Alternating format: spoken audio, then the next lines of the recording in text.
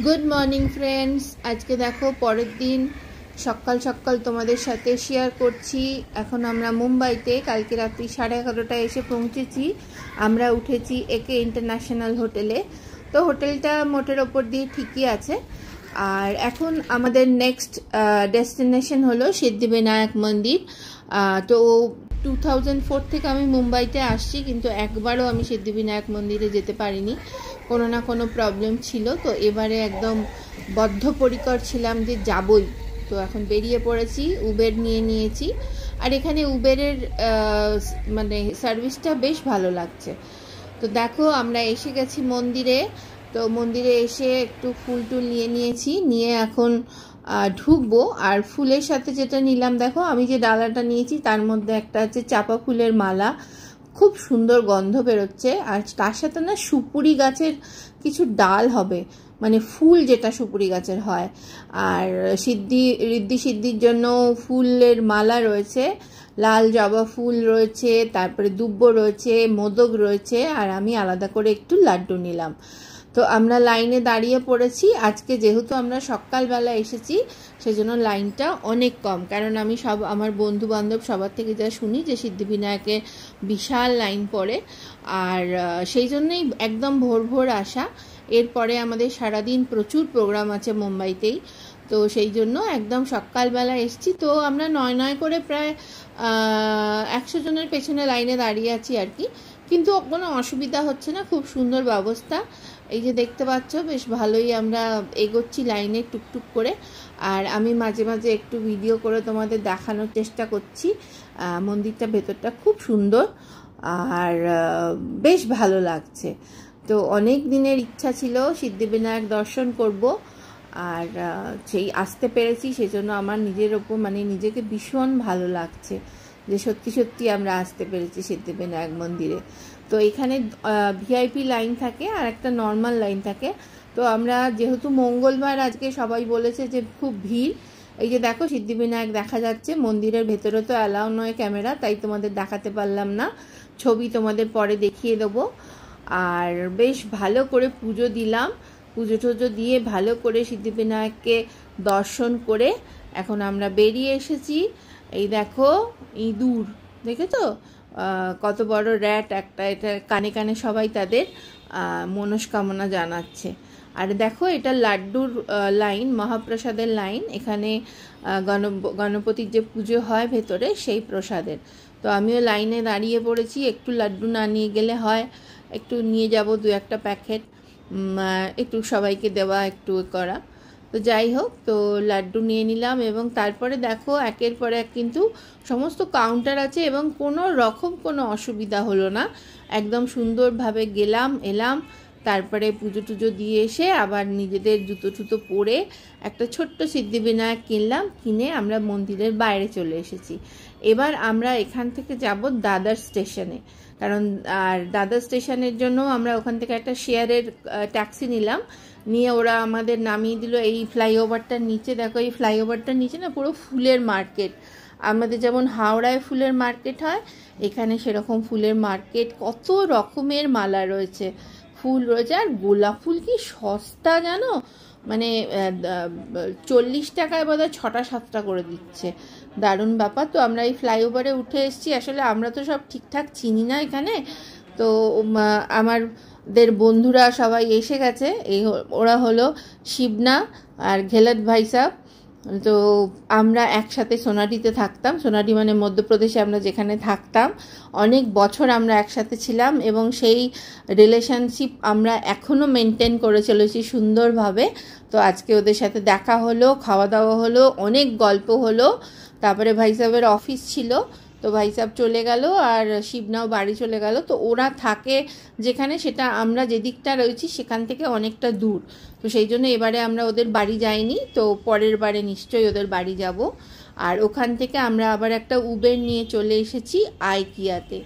আইকিয়াটা বলতে পারো আমার একটা স্বপ্নের জায়গা, মানে আমি যত রকম ভিডিও দেখেছি, যত রকম শুনেছি, আইকিয়াতে যাব এটা একটা আমার একটা দারুণ রকমের একটা কি বলবো উৎসাহ ছিল, এক্সাইটমেন্ট ছিল। তো লাস্ট অফ অল আমি আইকিয়াতে এসে পৌঁছেছি এবং মুম্বাইতে 2টো আইকিয়া, বাট আমরা আমাদের দিকে যেটা পড়েছে ওয়ার্লি, সেখানে আমি এসেছি। আইকিয়ার ভিডিও আমি আলাদা করে তোমাদের জন্য শেয়ার করব। ভীষণ ভালো লেগেছে। তারপরে ওখানেই আমরা লাঞ্চ করলাম, তো একদম ভেজ, সেই জন্য অল্প স্বল্প যা ভেজের ওপর পাওয়া গেল খেলাম। তবে খাবারটাও সুন্দর, যেটুকু খেয়েছি, আর খুব সুন্দর লেগেছে। এখানে আইকিয়ারই ব্যবস্থা আছে, লাঞ্চ ডিনার যা খুশি তুমি করতে পারো এখানে, খাবার বেশ ভালো জায়গা। তো সেই আইকিয়াতে মানে নিজেদের ইচ্ছা পূরণ করে, মানে আমার যে কি ইচ্ছা ছিল আমি কি বলবো, আমার এই ইচ্ছাটাও সিদ্ধিবিনায়ক পূরণ করে দিল, সাই বাবার অশেষ কৃপা। আর আমরা যখন বেরোলাম আবার উবের বুক করছি, তখন মুষলধারে বৃষ্টি নামলো।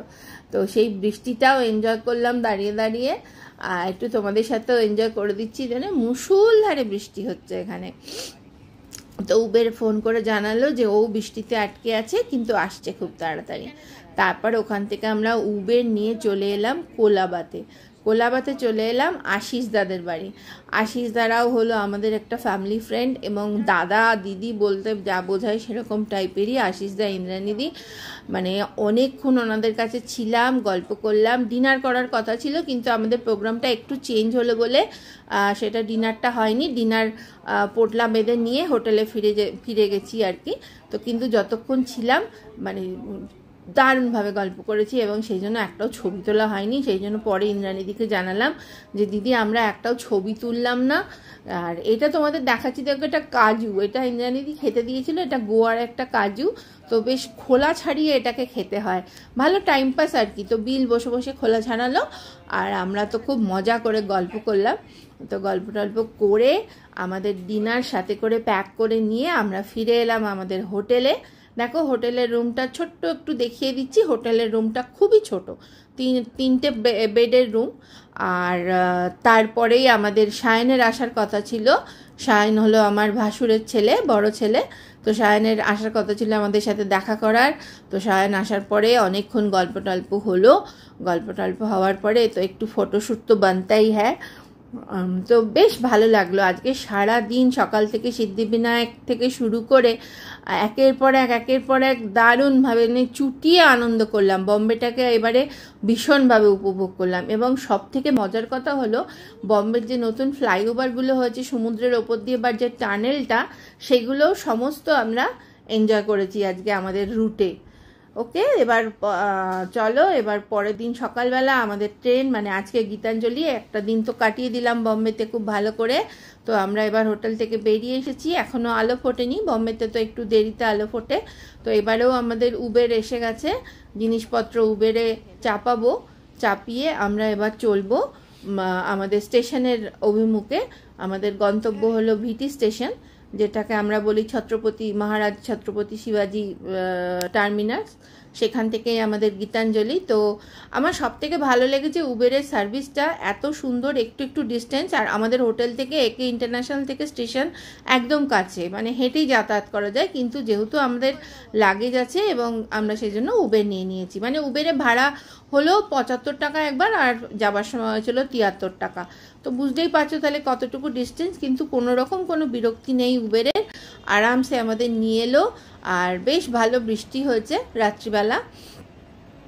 তো আমরা স্টেশনে এসে পৌঁছে গেছি। স্টেশনে আমাদের 18 নম্বর প্ল্যাটফর্মে গীতাঞ্জলি, আর 18 নম্বর প্ল্যাটফর্মটা বেশ দূরে। তো গিয়ে চলো এবার ট্রেনে উঠবো। তার আগে যেটা করব সেটা হলো এখানের যে ফুড কাউন্টার আছে সেখান থেকে একটু চা নেব। আমাদের সাথে তো ফ্ল্যাক্স আছেই, তো একটু চা নিয়ে নেবো, কারণ আমার সাংঘাতিকভাবে ঠান্ডা লেগে গেছে। আর আমি কালকে আইকিয়াতে প্রচুর ঠান্ডা জল খেয়েছি, মানে এত ঠান্ডা জল আমি খাই না, কিন্তু কি করব, মানে ইচ্ছা করছিল, গরম লাগছিল, খেয়েও নিয়েছি, আর ঠান্ডাও লেগেছে। দেখো আমি এবার চা নিতে এসে গেছি ফ্ল্যাক্সে করে। চা নিয়ে এবার চলেছি আমাদের ট্রেনের দিকে। সেটাই হলো একটা বিশাল ব্যাপার, প্রায় 2 কিলোমিটার হাঁটতে হবে, সেই একদম সামনের দিকে আমাদের কম্পার্টমেন্ট। তো মানে হাওড়াতে নেমে খুব সুবিধা হবে, টুক করে বেরিয়ে পড়বো স্টেশন থেকে। কিন্তু এই লাগেজ নিয়ে আর শরীরটা একদম ঠিক নেই। আর মানে অনেক ভোরবেলা তো, কাল রাত্রে শুয়েছিও অনেক রাত্রে, আবার 4টের সময় উঠে রেডি হয়ে বেরিয়েও পড়েছি। তো তার ফলে ঘুমটাও ভালো হয়নি, ট্রেনে উঠে ঘুম দেবো ভালো করে। তো যাই হোক, আগে তো পৌঁছোই বাবা, সে বিশাল দূর। তো সব মিলিয়ে এবারে ট্রিপটা কিন্তু দারুণ হলো। একটু রেস্ট হয়নি, কারণ প্রত্যেক দিনই আমরা অনেক রাতে শুয়েছি, অনেক ভোরবেলা উঠেছি, তো সেই জন্য একটুও রেস্ট হয়নি। দেখো আমাদের কম্পার্টমেন্ট এসে গেছে, আর চলো এবারে খুলেও দিয়েছে। তো গীতাঞ্জলি এখানে দাঁড়িয়েই ছিল, এই যে দাঁড়িয়ে আছে গীতাঞ্জলি, দেখো এক একটা খুলে দিয়েছে। আবার আমাদের কম্পার্টমেন্টের এটা গেটটা এখনো খোলেনি, তো খুললে পরেই জিনিসপত্র ঢোকাবো। এই যে খুলে দিল, চলো এবার উঠে পড়ি ট্রেনে। এবার আমাদের গন্তব্য হলো হাওড়া, তারপরে কলকাতা, নিজেদের বাড়ি, গিয়ে আবার কাজ শুরু। কদিনের ঘোরা শেষ, টাইম ছুটি শেষ, এবার ফিরে যাওয়ার পালা। তবে এবারে খুব ভালো ঘুরলাম, যেরকম সুন্দর শিরডিতে দর্শন করেছি, ধূপ আরতি দেখেছি, বাবার দর্শন করেছি, কাকর আরতি দেখেছি, দ্বারিকা মাই, চওড়াই, মানে দারুণভাবে এনজয় করলাম। আর একটা ব্যাগ বেড়েছে, কারণ আইকিয়া থেকে কিছু তো টুকটাক জিনিস কিনেছি, সেগুলো সব তোমাদের সাথে শেয়ার করব।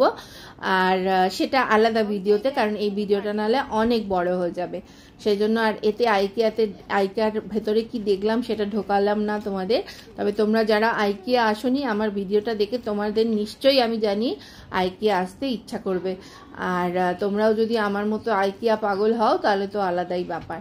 তো দেখো আমাদের জায়গা পেয়ে গেছি আমরা, আমাদের সিট নাম্বার হলো 1 2 3। একদম শুরুতে আমরা টিকিট কেটেছিলাম, সেই জন্য 1 2 3 হয়েছে।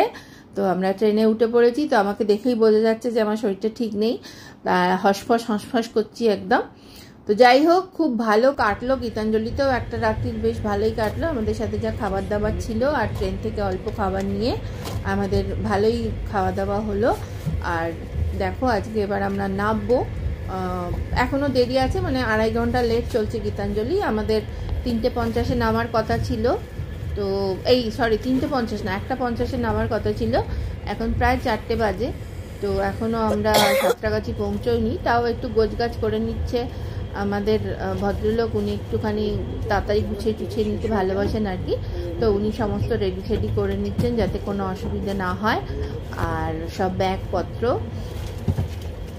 আর বেশ ভালো কাটালাম ছুটিটা, আর তোমাদের সাথে এনজয় করলাম। চলো হাওড়া এসে গেছি, আর এবারে গন্তব্যস্থল হলো বাড়ি। আর খুব তাড়াতাড়ি আবার দেখা হচ্ছে নতুন ভিডিও নিয়ে। চলো টাটা।